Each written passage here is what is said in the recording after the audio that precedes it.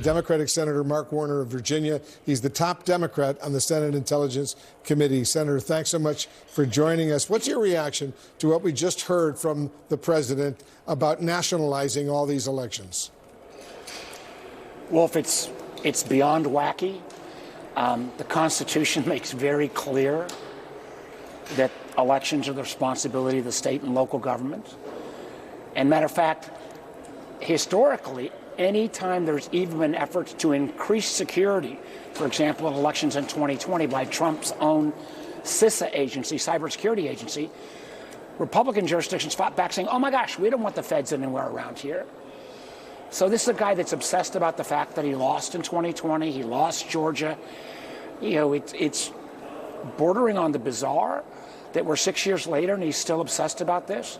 But what I tell you, it says to me, Wolf, and I have to acknowledge, a year ago when people said, hey, do you think we ought to be concerned directly about the safety of 26 and 28 elections? And I thought maybe that's an overstatement. We've got enough guardrails in place.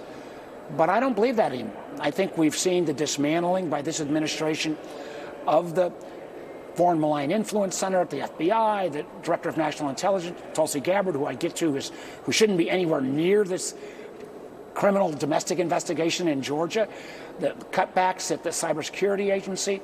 And the concerns that I have is whether it's an ICE patrol, whether it's his efforts to use the Insurrection Act, or God knows whatever else, Donald Trump, I think, has an intent on trying to interfere in the 26 and 28 elections.